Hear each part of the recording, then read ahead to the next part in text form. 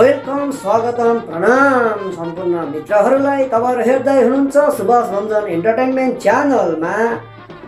आज फेरि पनि तपाईहरुलाई मिस्टर पड्के कमेडी सो।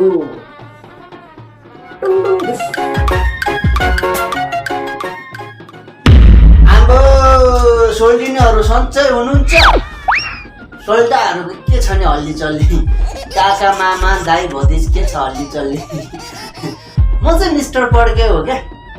आज चाहिँ मैले यसो अनुसन्धान गरेको होइन, मैले अनुसन्धान होइन भोगेको कुरा देखेको कुरा गर्न गइरहेको छु।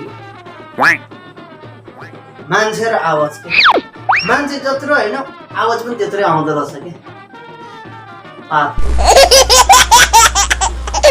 ठुलो जानहरू भएकोले पाद्यो भने कस्तो सुनिन्छ होइन, डल्लै सुनिन्छ नि त होइन। ठुलो मोटो जान भएको होइन, झप्प जान भएको होइन, हप्प परेको मान्छेहरू पाल्दैन त्यस्तै खालको आउँदो रहेछ कि होइन। भक्क लागेको कि। अब हामी जस्तो मिडियम साइजकोले पाद्यो भने ठिक्कको होइन, ठिक्कको मान्छेले पाद्यो भने चाहिँ त्यस्तै खालको कि आवाज पनि भ्याट पारेको। अब हेर्नुहोस्, पातली सिलिङ सेक्सी खालको हुन्छ नि त होइन मान्छेहरू, च्याट्ट पऱ्यो त्यस्तोहरूले पातल मान्छे पाथ्यो भने नि होइन त्यस्तै पातल आवाज आउँदो रहेछ क्या। मारुति त्यो मारुति कारको हर्न जस्तो आउँदो रहेछ कि चलाएर। अब हेर्नुहोस् है, त्यो पातली मान्छेहरू होइन 10-15 जनाले ग्रुपमा एकैचोटि पाद्यो भने कस्तो खालको सुनिन्छ होला, कस्तो सुनिनु होइन, टाटाको जस्तै सुनिन्छ होला नि, प्याटाटाटै पारेर के। अब केटा मान्छेहरूले पात्नु पर्छ होइन, गाडीभित्र पाद्यो भने पनि फुस्स गइहाल्छ बाहिर।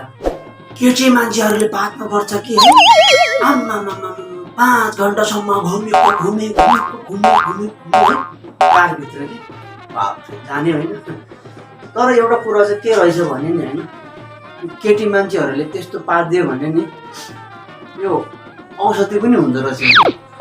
यो कुनै मान्छेहरूलाई पिनासहरू परेको छ होइन, त्यो नाक बन्द भएको कहिले बन्द हराएन भने चाहिँ त्यस्तो केटीको पास सुनिदिनु पर्छ कि, चट्नीको हुन्छ त्यस्तो खतरनाक हुन्छ कि। फेरि केटाहरूले फेरि अब पात पनि एकदम मखमख बास्न आउने हुन्छ नि त केटाहरूको त होइन। अब हरेक चिज खाएको हुन्छ नि त, चटपटे निम्बु होइन, झालमुरे कुरमुरे हो, बदम होइन, अनेक मिसाएर खाएको हुन्छ नि त। त्यही भएर पात पनि पुरा विष कडाउँछ क्या, थेम्सिम के। एकचोटि आएपछि पुरै सत्यानाश।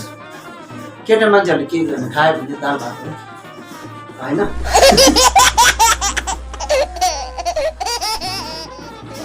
अब त म त्यस्तो केटीहरू होइन, पातल केटीहरूले पाद्यो भने म त फेरि अर्कोचोटि त म त माग्ने हो। कोही नि एकचोटि पादिदिनु न भनेर डब्बामा मेरो पिना साथी हो भनेर डल्लै लगेर रुममा पुरा फ्रिजमा राख्ने हो त्यसलाई। एकदम फ्रिजमा, डिप फ्रिजमा माथि। अनि गाउँघरतिर कोही मान्छेलाई पिनास भयो भने पनि त्यो औषधि लगाउँदिनु कि पैसा लिने भने। के कस्तो लाग्यो तपाईँहरूलाई? यदि मन पऱ्यो भने लाइक कमेन्ट सेयर गरिदिनु होला। तर नयाँ साथीहरूले हेरिराख्नु भएको छ भने प्लिज एउटा सब्सक्राइब गर्नु नभुल्नु होला। धन्यवाद। जय कमेडी। घरको वरिपरि सरसफाइ राख्नु होला, तपाईँहरू स्वास्थ्य राख्नु होला, आनन्दले आफ्नो ज्यान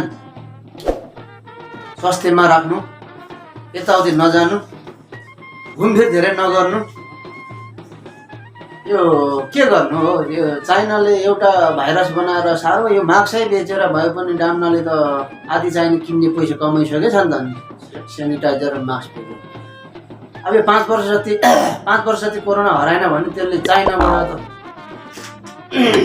संसार किनिदिन्छ त्यसले त। भन्दै आजको कमेन्ट यसैमा टुङ्ग्याउन चाहन्छु। के कस्तो लाग्छ तपाईँहरूलाई सल्लाह सुझाव दिनु हुनको लागि हार्दिक अनुरोध गर्दछु। बाई बाई, नमस्कार, लासो ख्याफुल्ला, सेवा र सेवनमा फेरि पनि तपाईँहरूलाई फेरि अर्को एपिसोडमा भेटौँला भन्दै आजको मिस्टर पड्के कमेडी सो यहीँ समाप्त।